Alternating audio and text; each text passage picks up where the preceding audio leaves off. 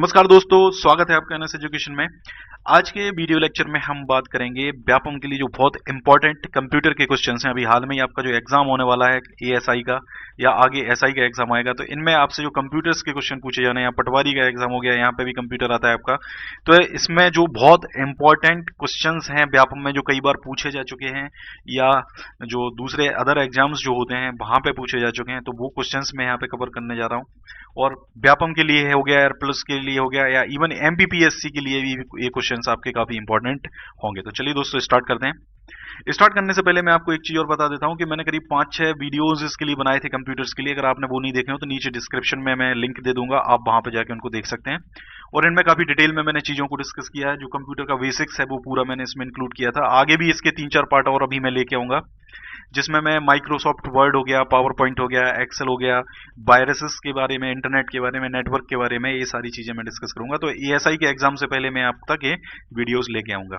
तो चलिए दोस्तों स्टार्ट करते हैं। The copy command saves to. तो जो कॉपी कमांड होती है वो कहाँ सेव करती है? तो वो करती है क्लिपबोर्ड में सेव करती है। और जब भी हम कंप्यूटर में या मोबाइल में भी आपने देखा होगा, मोबाइल में भी इसका एक ऑप्शन आता है। जब भी हम कॉपी करते हैं तो वो डेटा जब तक हम पेस्ट नहीं कर देते हैं, वो इस क्लिपबोर्ड में, जो कि एक छोटी सी फाइल होती है, एक छोटी सी मेमोरी एरिया होता है, वहां पर इसको हम स्टोर कर लेते हैं। मतलब आपका सिस्टम जो होता है वो इसको स्टोर कर लेता है, और जब हम इसको पेस्ट कर देते हैं, हालांकि तब तक उसी में रहता है, क्लिपबोर्ड में ही रहता है, आप उसको कितनी भी टाइम्स कहीं भी अलग अलग लोकेशन पे भी पेस्ट कर सकते हैं, क्योंकि वो उस जगह कॉपी हो जाता है। और अ, इसके बाद जब हम फिर से अगेन कोई फाइल दूसरी कॉपी करते हैं, कोई डेटा फिर से कॉपी करते हैं, तब ये जाके उसको ओवरराइट करता है। तो पहले वाला डेटा एरेस हो जाता है, दूसरा वाला डेटा आपका उसमें कॉपी हो जाता है। तो क्लिपबोर्ड आपका एक स्पेशल फाइल और मेमोरी एरिया होती है, जहां पे हम डेटा को टेम्परेरी स्टोर कर सकते हैं, उसको कॉपी करने के लिए। ठीक है, और इसको कहा जाता है आपका क्लिपबोर्ड। नेक्स्ट है vacuum tube is the invention of dash generation. तो वैक्यूम ट्यूब किस जनरेशन का आविष्कार थे? तो ये थे आपके फर्स्ट जनरेशन का आविष्कार, जब सबसे पहले कंप्यूटर्स बनना शुरू हुए थे, तब की बात यहाँ पे चल रही है। और जो वैक्यूम ट्यूब्स थे काफी बड़े होते थे, एनॉर्मस साइज इनका होता था। और इसके अलावा मेमोरी के लिए मैग्नेटिक ड्रम्स इनमें यूज किए जाते थे। जो मतलब फर्स्ट जनरेशन के जो कंप्यूटर्स थे 1940 से 56 के बीच में ये बने थे। तो इनकी जो सर्किटरी थी वो वैक्यूम ट्यूब से बनाई जाती थी, और जो मेमोरी थी वो मैग्नेटिक ड्रम्स उसके लिए यूज करते थे। और ये बहुत बड़े बड़े होते थे, इवन कमरे 2-3 कमरों में तक ये बनते थे, इतने बड़े सिस्टम पूरे हुआ करते थे। नेक्स्ट है dash is responsible for overall control and coordination of instruction execution. मतलब किसी कंप्यूटर में इंस्ट्रक्शंस को एग्जीक्यूट करना है या रन करना है, तो उसके लिए, उसके कंट्रोल के लिए और उसके कोऑर्डिनेशन के लिए कौन रिस्पॉन्सिबल होता है? तो इसका सही आंसर है कंट्रोल यूनिट।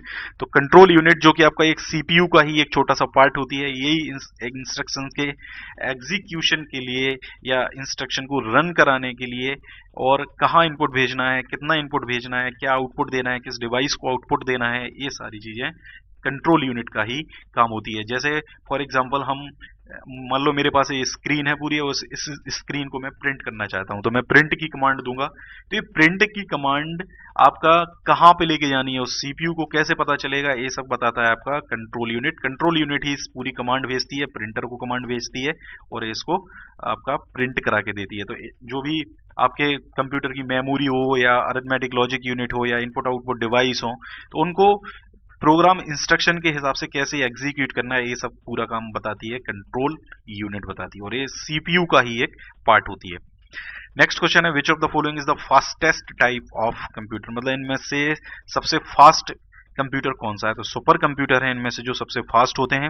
और सुपर कंप्यूटर के बारे में बता दूं, बहुत बड़े बड़े कंप्यूटर्स होते हैं, जैसे आपके एयरपोर्ट्स हो गया, एयरपोर्ट्स पे इनका यूज होता है, या फिर आपका वेदर प्रिडिक्शन हो गया, मतलब मौसम विभाग की जानकारी जो आती है वो वहां पर ये यूज होते हैं, क्योंकि यहाँ पे बहुत फास्ट कैलकुलेशंस की जरूरत पड़ती है, तो यहाँ पर ये यूज होते हैं। इवन ये जनरली सुपर कंप्यूटर्स जो होते हैं तो बड़ी बड़ी कंपनियां गवर्नमेंट के होते हैं, और काफी फास्ट होते हैं। इवन सेकंड के 1000वें पार्ट में भी 1 मिलियन 2 मिलियन तक 10 मिलियन तक आपके इंस्ट्रक्शंस को एग्जीक्यूट कर सकते हैं, इतना फास्ट ये होते हैं। तो super computer is a computer with great speed and memory. मतलब इनकी मेमोरी हाई नहीं, ग्रेट होती है, मतलब हाई से भी बहुत ज्यादा।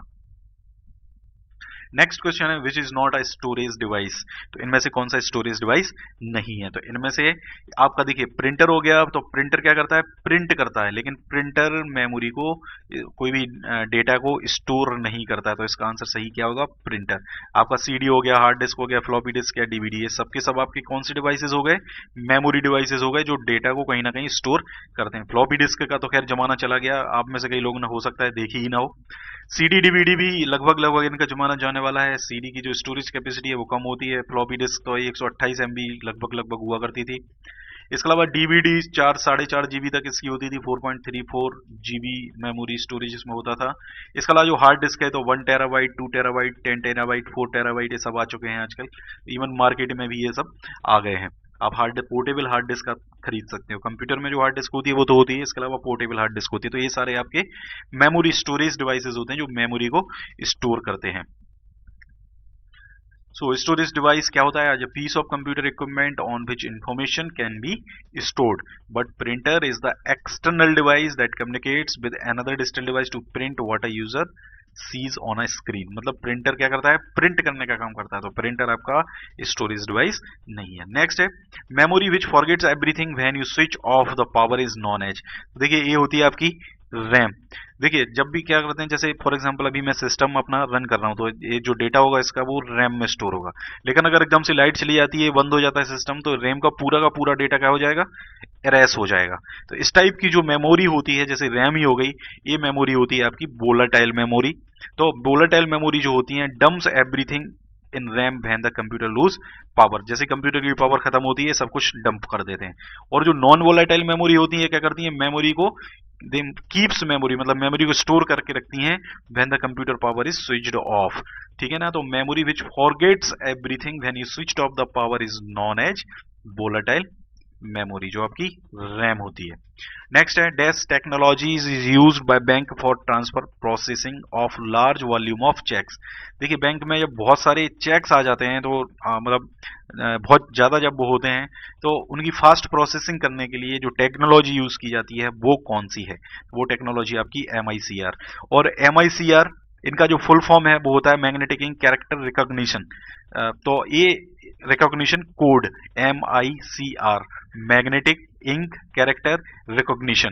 तो ये कैरेक्टर रिकॉग्निशन टेक्नोलॉजी होती है जिसमें कैरेक्टर्स को रिकॉग्नाइज किया जाता है, use mainly by the banking industry to ease the processing and clearance of cheque and the other documents. मतलब डॉक्यूमेंट्स का जो डॉक्यूमेंट्स होते हैं, जैसे आप DD बनवाने के लिए जाते हैं तो एक DD नंबर होता है, DD नंबर के बाद एक MICR कोड उस पर लिखा होता है।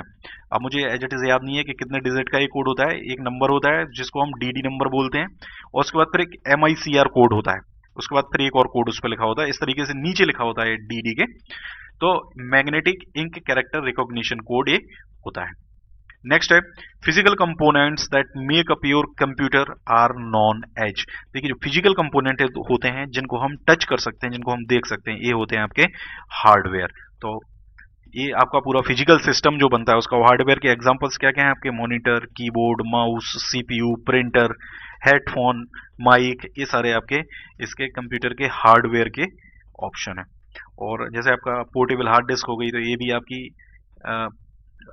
हार्डवेयर के ही उसमें आएगा, मेमोरी एलिमेंट है बट हार्डवेयर के फॉर्म में आएगा ये।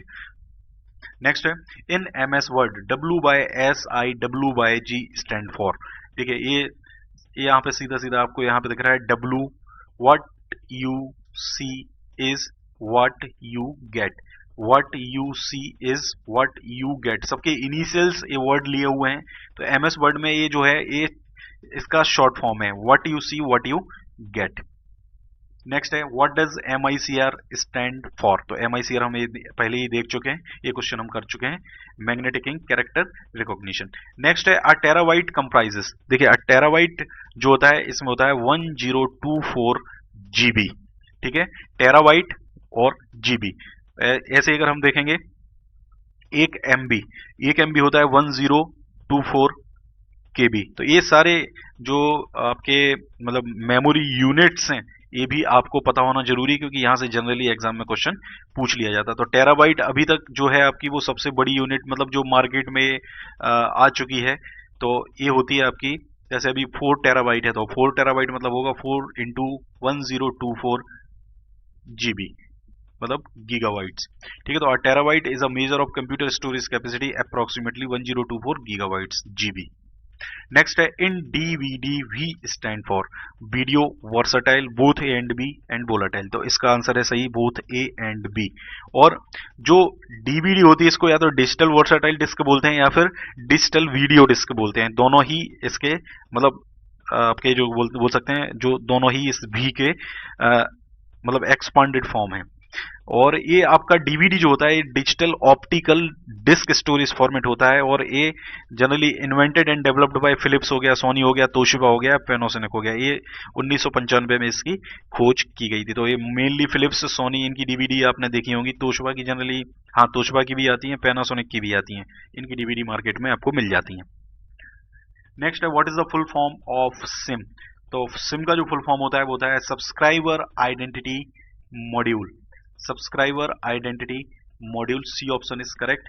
और ये सिम, इसके बारे में तो आपको बताना ज्यादा जरूरी नहीं है, क्योंकि सिम आजकल मोबाइल में जो हम सब लोग यूज करते हैं सबको पता है, एक छोटा सा मेमोरी कार्ड होता है, और that enables you to make phone calls from any corner of the globe where you get the subscriber's network. जहां पे भी आपको नेटवर्क मिल रहा होगा वहां पे आप ग्लोब मतलब आपके ग्लोब में किसी भी कोने में आप हो सकते हो जहां पे नेटवर्क बस होना चाहिए, तो आप एक पॉइंट से दूसरे पॉइंट तक कॉल कर सकते हो। Next, dash is a software program used to view web pages. तो वेब पेजेस देखने के लिए हम यूज करते हैं ब्राउजर को, और browser is a software application used to locate, retrieve and display content on the www, और www का फुल फॉर्म होता है world wide web, including web pages, images, video and other files.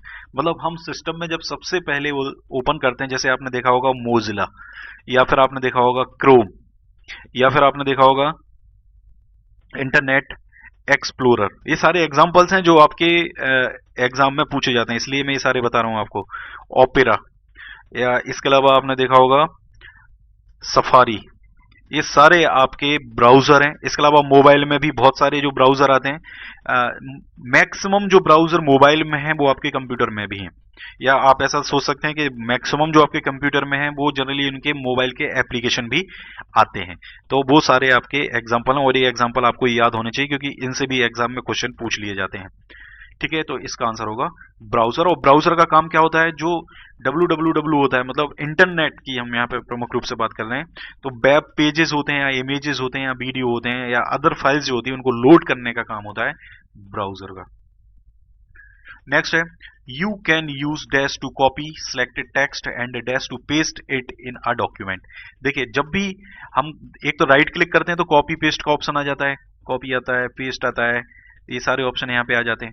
लेकिन हमें इसको अगर कीबोर्ड से करना हो तो कीबोर्ड के लिए इसका जो शॉर्टकट की होता है वो होता है कंट्रोल प्लस सी।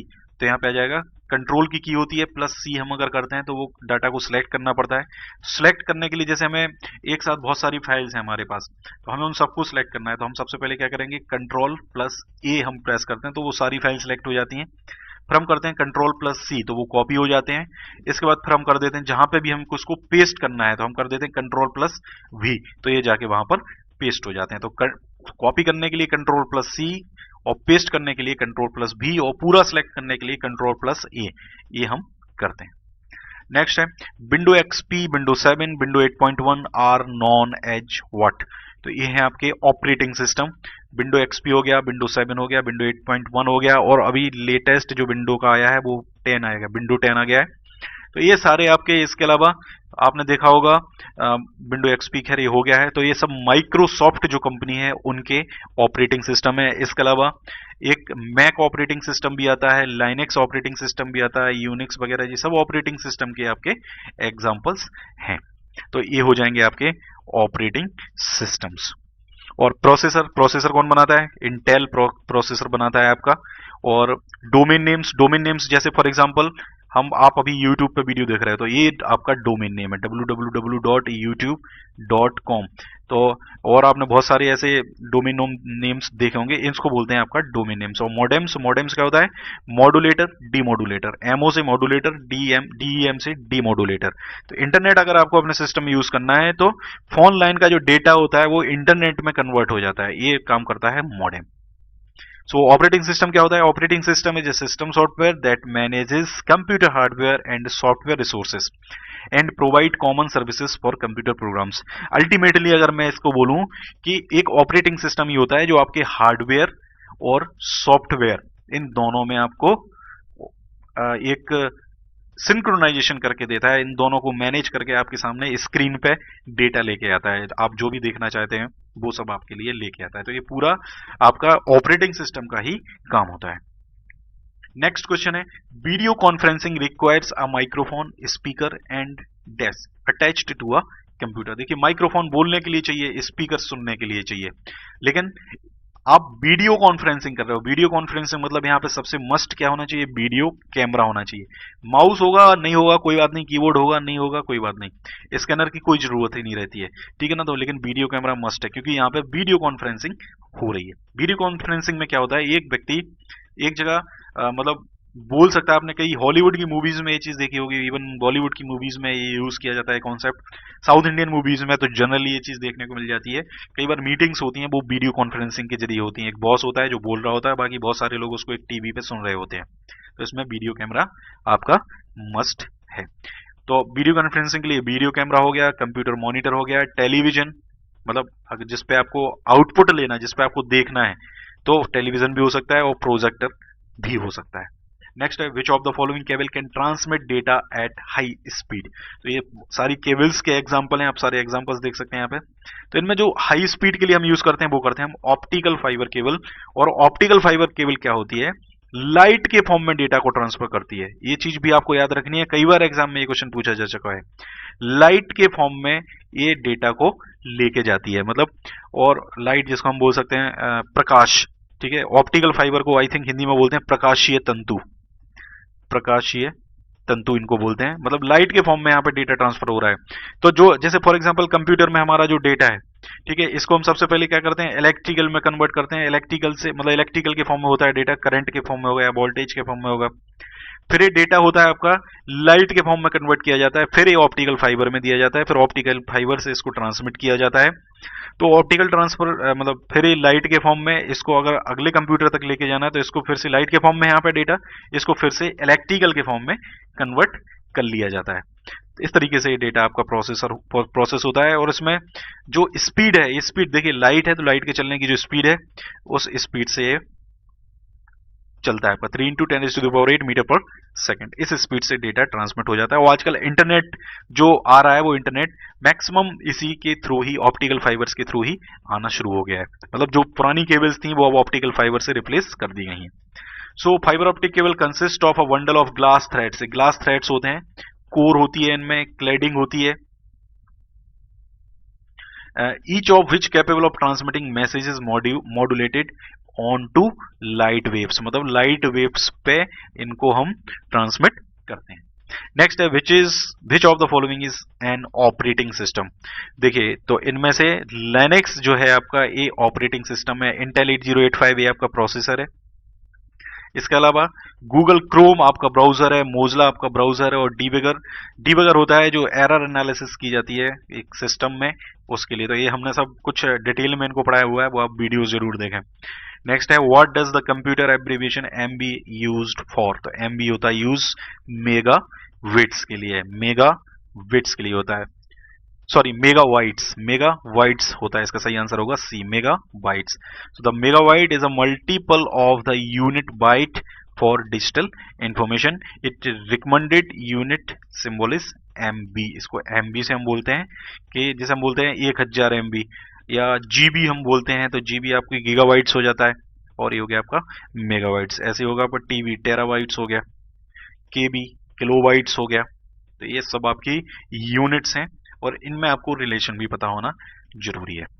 तो दोस्तों ये थे हमारे टॉप 20 क्वेश्चंस।